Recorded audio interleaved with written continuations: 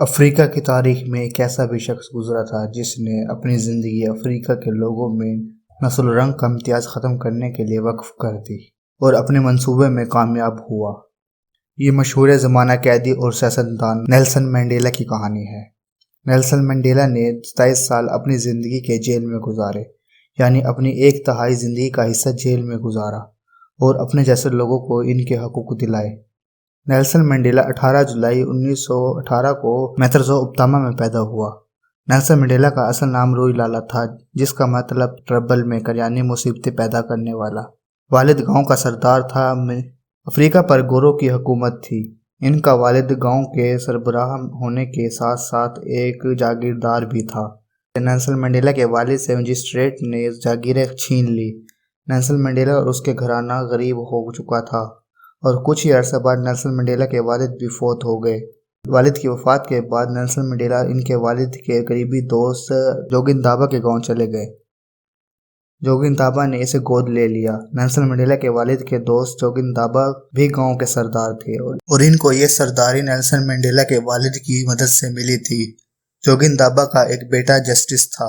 جوگنتابا نے اپنے دونوں بیٹوں کی پرورش ایک طرح سے کی تھی۔ نیلسن یعنی روی لالا کو نیلسن نام ان کے ٹیچر نے دیا تھا اور مینڈیلا ان کا خاندانی نام تھا جو کہ دادا پردادا سے ملا تھا۔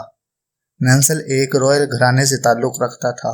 اس کے دادا پردادا مہاراجا تھے اور والد بھی ایک گاؤں کا سردار تھا۔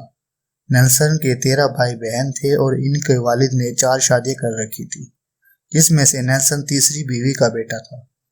نیلسن کی ایک خوبی جو کہ اسے وراثت میں ملی تھی وہ یہ تھی کہ وہ ظلم کے آگے ڈٹ جایا کرتا تھا اور ظلم و زیادتی کے خلاف چاہے اکیلا ہو کھڑا ہوتا تھا اور آخری حد تک اس سے لڑتا رہتا تھا۔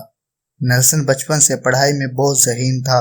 گاؤں میں تو بہت اعلیٰ کارکردگی تھی، لیکن شہر اپنے انکل جوگنتابا کے پاس جا کر کچھ کمزور ہو گئے تھے۔ پھر نیلسن نے اپنی کمزوری دور کی۔ نیلسن کے اس شہر میں ایک رسم رواج کے مطابق 16 سال سے زائد عمر کے لڑکوں کو آدمی کا عہدہ دے دیا جایا کرتا تھا اور نیلسن کو بھی 16 سال کی عمر کے بعد آدمی کا خطاب دیا گیا۔ اس خطاب کے بعد گاؤں کے چیف نے ایک تقریر کی جس میں گاؤں کے چیف نے یہ واضح کیا کہ ان کے قوم والوں کو افریقہ میں کمتر سمجھتے ہیں اور ہم کو ہمارے حقوق سے محروم رکھا ہوا ہے۔ اس تقریر نے نیلسن کے دل پر اثر کیا اور نیلسن نے اب ارادہ کر لیا کہ اعلیٰ تعلیم کے بعد اپنی قوم کو بہتر بناؤں گا۔ نیلسن نے شہر کے اعلیٰ اداروں میں 10 تک تعلیم حاصل کی اور اپنے بھائی جسٹس کے پاس جا کر 12ویں کلاس تک تعلیم حاصل کی۔ پھر یوں ہوا کہ جوگنتابا نے اپنے بیٹے جسٹس اور نیلسن کی شادی طے کر دی اور دونوں شادی نہیں کرنا چاہتے تھے، تو ان دونوں نے اپنے باپ کی بات نہ مانی اور بھاگ کر اپنے والد کے پرانے گاؤں چلے گئے۔ اس کے بعد نیلسن نے مصیبتوں والی زندگی گزاری۔ اب اس شہر میں ان کے پاس کھانے کے لیے بھی روٹی نہ تھی۔ ان کے پاس 2 ہی راستے تھے، یا واپس لوٹ جائے اور اپنے والد کی بات مان کر ان کی پسند سے شادی کر لی جائے یا کان میں کام کرے۔ انہوں نے کوئلے کی کان میں کام کرنا شروع کر دیا۔ اس کے بھائی جسٹس کو کلرک کی نوکری مل گئی اور نیلسن کو اس کان میں گارڈ کی نوکری مل گئی، لیکن اس کے معاشی حالات بہت خراب ہو چکے تھے۔ اس کے ایک جاننے والے نے اسے ایک گھر میں کمرہ دے رکھا تھا اور اکثر اوقات نیلسن مینڈیلا اس کے گھر میں ہی کھانا کھایا کرتا تھا۔ اس کے پاس 5 سال تک پہننے کے لیے صرف ایک ہی جوڑا تھا۔ نیلسن مینڈیلا نے خط و کتابت کے ذریعے BA کی ڈگری حاصل کر لی تھی۔ اس کے بعد نیلسن مینڈیلا نے 2 سالہ قانون کا ڈپلومہ بھی کیا اور پھر لاء کی پریکٹس شروع کر دی، اور اس کے ساتھ ہی اس کے معاشی حالات بہتر ہونا شروع ہو گئے۔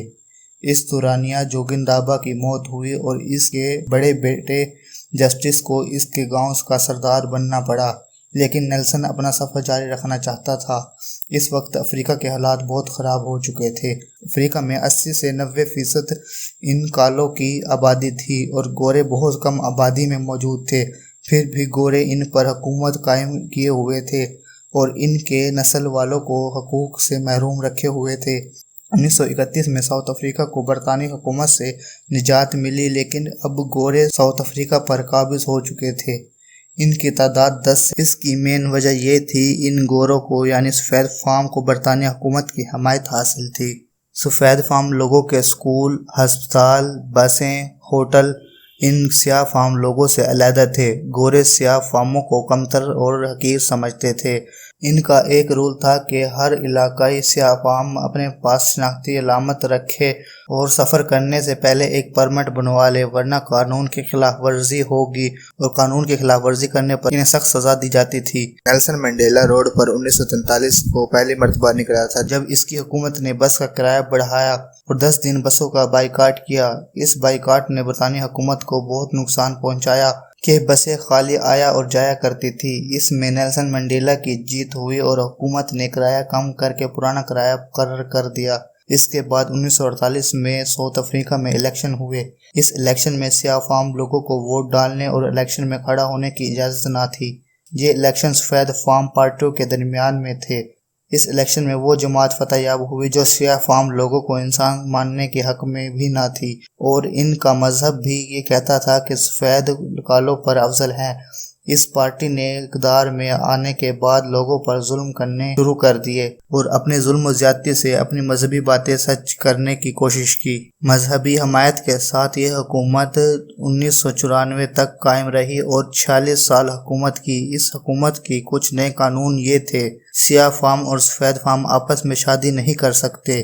آبادی کی رجسٹریشن فیملی کے اعتبار کے بجائے نسل اور رنگ کے اعتبار سے ہوگی، اور اس کے علاوہ ان کا سب سے ظالمانہ ایکٹ یہ تھا کہ اگر گورے کسی کالے شخص کی کوئی زمین لینا چاہے تو وہ اس سے بلا معاوضہ یہ زمین لینے کے حقدار ہیں۔ ان قانون کے خلاف سیاہ فام نے بہت سے تحریکیں شروع کی۔ پھر اس حکومت نے ہزاروں لوگوں کو گرفتار کر لیا، جس میں نیلسن منڈیلا بھی شامل تھا۔ اس کے بعد نیلسن منڈیلا پر غداری کا مقدمہ بھی چلانے لگے۔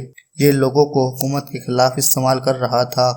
گوروں کی حکومت کی ظالمانہ کارروائیاں دیکھ کر عالمی برادری بھی گردش میں آئی اور برطانیہ نے حکم دیا کہ سیاہ فام لوگوں پر اتنا ظلم نہ کیا جائے، لیکن حکومت نے اس کی بات ماننے سے انکار کر دیا اور برطانیہ حکومت سے اپنا رشتہ توڑ لیا۔ اس کے بعد نیلسن منڈیلا نے سیاسی اور فوجی پارٹیاں بنائی اور حکومت کے خلاف دو ہاتھ ہوا، جس پر حکومت نے منڈیلا کو گرفتار کر لیا اور اس پر مقدمے چلائے گئے۔ اس کو ایک مقدمے میں 7 سال کی قید ہوئی اور دوسرے مقدمے میں عمر قید کی سزا سنائی گئی۔ منڈیلا 27 سال تک جیل میں رہا۔ عمر قید کی سزا کے عوض نیلسن منڈیلا 18 سال جیل میں رہا۔ سیاہ فاموں کی آوازیں بلند ہوئی اور عالمی برادری نے حکومت پر زور دینا شروع کر دیا، جس پر حکومت نے نیلسن منڈیلا کو اپنے ساتھ ایک پارٹی بنانے کی دعوت دی اور سیاہ فام لوگوں کو اس کے حقوق دینے کا وعدہ کیا، جو کہ بعد میں پورا بھی کیا۔